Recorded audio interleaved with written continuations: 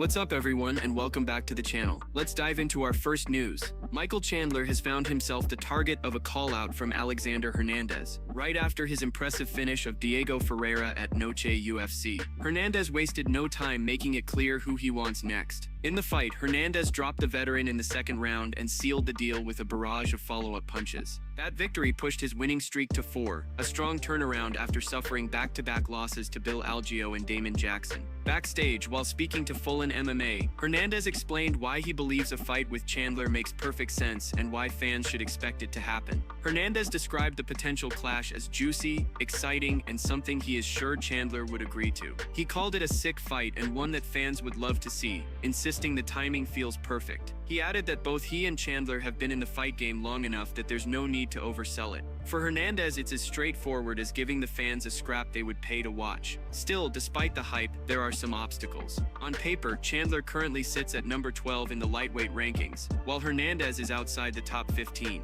That gap could complicate things. There's also the fact that Chandler is now 39 years old and might not be looking for a matchup against someone outside the rankings. Many would expect him to pursue a big-name fight with another veteran instead, given that he doesn't have too many more outings left in his career. From a business standpoint, Chandler may prefer opponents that give him more exposure or bring him closer to title contention. Yet Hernandez remains fired up and confident that he has what it takes to secure the matchup and make a statement. Hernandez also opened up about what fueled his performance against Ferreira, particularly the lack of respect he felt leading into the fight. He claimed Ferreira came across as nonchalant and dismissive, showing no regard for him at all. He described seeing it in Ferreira's demeanor, during the face-off, and even in the way Ferreira carried himself backstage alongside Damon Jackson.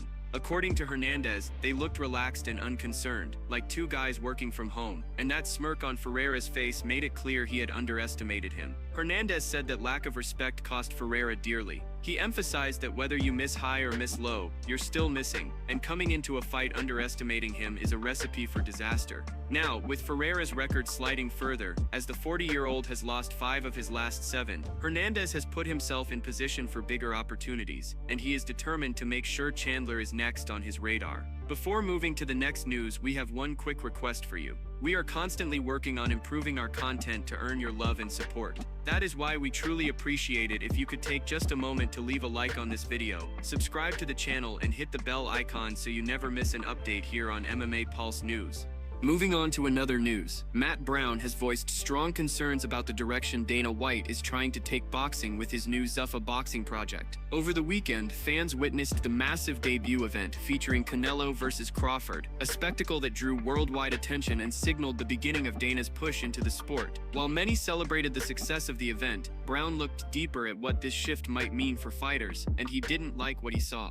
According to him, much of Dana's vision for boxing depends on rewriting the Ali Act, something Brown believes could be devastating for fighters if it ever happens. On the latest episode of The Fighter vs. the Writer, Brown broke down why the Ali Act is so important to boxing, and why trying to revise it would do more harm than good. He explained that the Ali Act is the only safeguard that prevents promoters from controlling everything the way the UFC has been run for years. Brown admitted that the UFC model may work extremely well for the promotion itself, but it does not work for the athletes who step into the cage. He said the system has created a monopoly where one company controls rankings, titles, and opportunities, leaving fighters with little to no leverage over their own careers. Brown pointed out that you often see UFC fighters pleading for opportunities and bonuses, something that has become normalized in MMA. He reminded listeners of recent examples, like Carlos Prates begging for his friend to get a chance in the UFC, or fighters openly asking for a $50,000 bonus after their wins. Brown even admitted he's guilty of doing the same thing in the past, essentially begging the promotion for scraps. He said, "Please master, can I get that bonus?" and stressed how wrong it feels when fighters have to publicly beg the company that controls their livelihoods.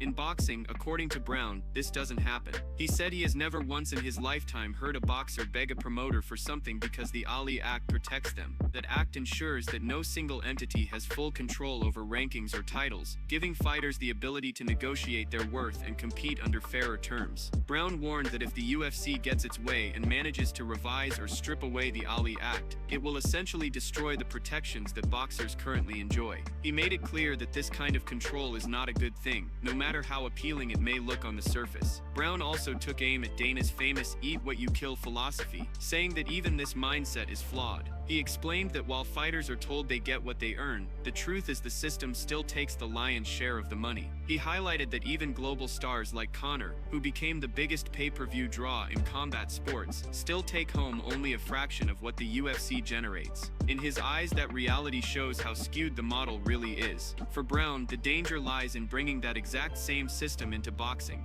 He argued that if Dana is able to recreate a UFC-style monopoly, it will strip fighters of power, freedom, and fair pay, ultimately harming the sport. While fans may enjoy the spectacle, the fighters themselves would be left in an even weaker position, and that is something Brown cannot support. Moving on to another news, Joe Rogan recently opened up about something that still bothers him when it comes to the UFC. On a recent episode of the JRE podcast, Rogan shared his thoughts on the way Francis Ngannou's UFC career ended. He explained that even today, he feels unsettled by how things fell apart between the promotion and Ngannou. Rogan described Francis as the scariest heavyweight champion of all time, a fighter who struck fear into opponents and left an unforgettable mark in the octagon. Rogan said that when Francis was the heavyweight champion, he actually had to cut weight to make the 265-pound limit. That means, despite being a massive human being, he was still shedding pounds just to step on the scale. According to Rogan, Francis would probably put back on at least 10 pounds during fight week after the weight cut. He pointed out that while Francis didn't need to lose a huge amount of weight, he still had to monitor his calorie output and manage his size carefully. Rogan emphasized just how huge Francis really is, calling him a giant of a man. He also shared a personal story, recalling the time he met Francis in Saudi Arabia. Rogan said he was blown away by just how big he was in person, describing him as a towering presence that's hard to even put into words. He admitted that it genuinely bothers him that the UFC and Ngannou couldn't work out a deal, calling it a real tragedy for the sport. In Rogan's view, the UFC lost one of its most terrifying and extraordinary heavyweights because of those unresolved issues. Rogan didn't hold back when talking about Ngannou's power. He said that Francis could hit opponents so hard that it would almost feel painful just watching it. He recalled how Francis would put fighters in orbit with a single punch, and as a viewer, you'd instantly react, almost wincing as if you were the one being hit. Rogan stressed that Francis truly separated himself from everyone else, making it clear that not all men are created equal inside the octagon. He explained that in fighting, no matter how much preparation you put in, or how intelligent your approach might be, some people are simply built differently. They are faster, stronger, and hit harder than the rest. Rogan argued that this kind of natural ability is something you can't fix, no matter how hard you train. Sure, in the gym you can improve and sharpen your skills, but that natural gap in physical attributes is never completely closed. He made it clear that Francis was the prime example of this, an athlete whose size, speed, and raw power were unmatched in the heavyweight division. For Rogan, Francis Ngannou wasn't just another fighter, he was a once-in-a-generation heavyweight, a man who combined frightening knockout power with an incredible physical presence. And because of that, Rogan feels it's deeply disappointing that fans never got to see his full UFC journey play out. That sense of unfinished business still lingers, leaving Rogan, and many others, wishing things had ended differently.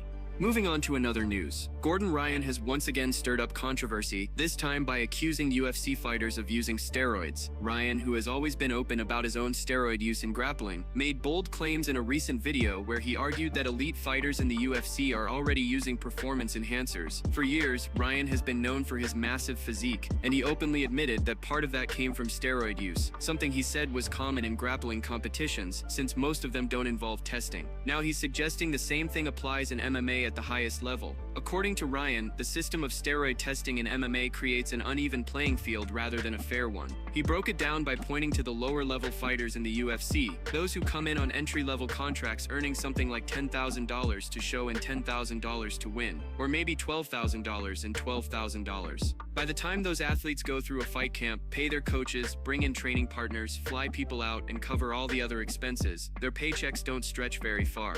With such limited resources, Ryan said those fighters can't afford the doctors, the advanced programs, or the inside knowledge that would help them beat drug testing. Because of that, they end up competing naturally. But then Ryan argued the exact opposite happens at the top. The fighters who are making millions of dollars per fight, or are part of the biggest teams in the sport, have the resources to get around testing. They can hire doctors, pay for the best science, and work with experts who know how to beat the system. He claimed that while the purpose of testing is to stop natural fighters from having to compete against unnatural ones, what actually happens is the reverse. You still get natural fighters going up against opponents who are enhanced, because the top-level athletes have the means to pass tests despite using steroids. Ryan's take is that steroid testing doesn't accomplish what it's supposed to. Instead, it creates a divide between those who can afford to cheat the system and those who can't. He insisted that elite UFC fighters almost certainly have access to the resources they need to keep using while passing their tests. That, in his view, makes the whole setup unfair. Ryan went even further, suggesting that fighters should just be allowed to use steroids openly, since in his opinion the sport is already filled with competitors who are doing it anyway. Of course, the idea of the UFC or any major athletic commission allowing open steroid use is extremely unlikely.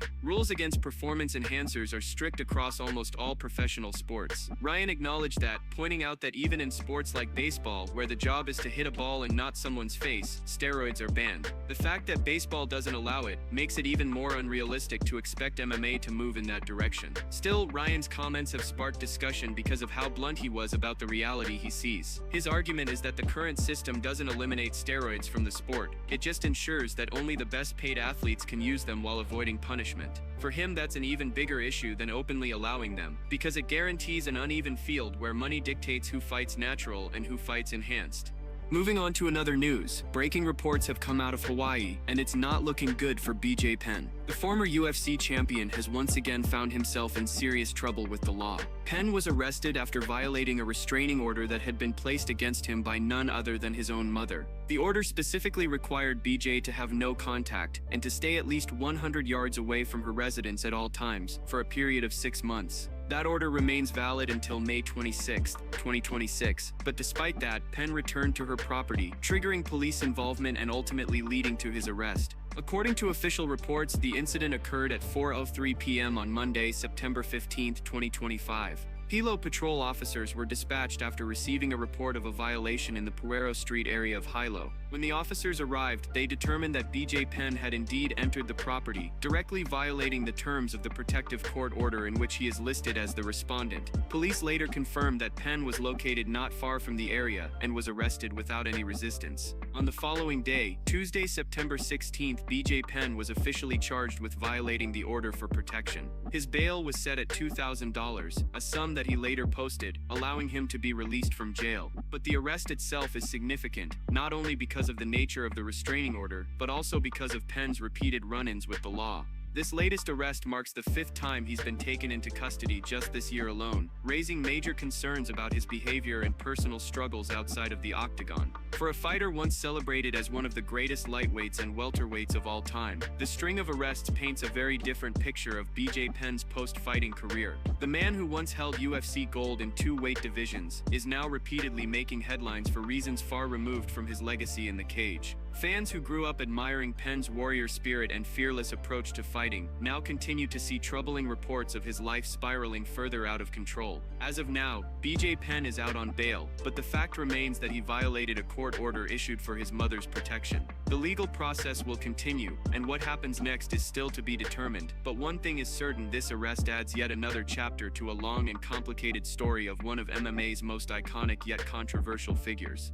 Moving on to another news, Arman has shared his thoughts on what could be next for the featherweight champion Ilia, and he believes the most likely opponent is Paddy Pimblett rather than Justin Gaethje. Speaking with confidence, Arman explained that in his opinion, Gaethje will not be the one to fight Ilia. He acknowledged that the UFC can ultimately make whatever matchups they choose, but based on how things are shaping up, he feels Pimblett is the more realistic option. According to Arman, it makes sense both for the promotion and for Ilia himself, who is looking at the bigger picture when it comes to his career and legacy. Arman went further to say that Ilia will probably defend his featherweight title again, but if Islam manages to hold on to his lightweight belt, the Georgian champion will almost certainly be looking at a move up in weight. Arman believes Ilia will test himself at 170 pounds in pursuit of something truly historic, the chance to become the UFC's first ever triple champion. Arman pointed out that such an opportunity would naturally be more appealing to Ilia than a fight against him. Simply put, the money, the legacy, and the history tied to that kind of move would outweigh the incentive of defending against a contender like Arman. He also explained the smart positioning behind Ilia's career decisions. If Ilia does go up to 170 and takes on Islam, even if he loses, he still has the excuse of moving up 2 weight classes. In that scenario, he can come back down to featherweight without damaging his reputation too much. On the other hand, if he wins, then he's cemented himself as one of the greatest fighters in MMA history while becoming the first ever 3-division UFC champion.